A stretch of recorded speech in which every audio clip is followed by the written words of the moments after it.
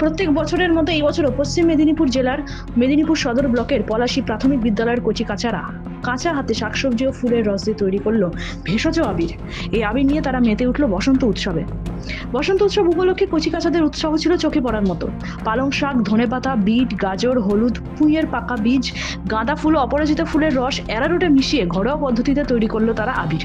আবির দিয়ে একে অপরকে রাঙিয়ে তোলার পাশাপাশি তাদের সাংস্কৃতিক অনুষ্ঠান ছিল চোখে পড়ার মতো। এই কর্মশালার মধ্যে দিয়েই বাচ্চাদের হাতে কলমে শিক্ষা দেওয়া গেল যে গাছ আমাদের বন্ধু। বিদ্যালয়ের শিক্ষক মহাশয় বলেন যে পরিবেশ বান্ধব ও নিরাপদ বসন্ত উৎসব পালন করার লক্ষ্যে এই আয়োজন। একটি বাচ্চা তখন নৃত্য পরিবেশন করছে, বসন্ত এসে গেছে। প্রত্যেক বছরের মতো আমরা এবছরও আবির তৈরি করব সবজি আর ফুলের রস দিয়ে।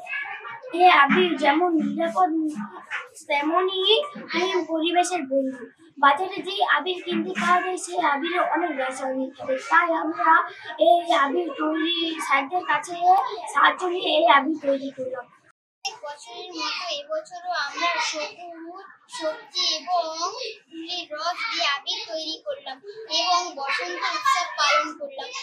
পশ্চিম মেদিনীপুর থেকে নিজস্ব প্রতিনিধির রিপোর্ট, এনএম নিউজ।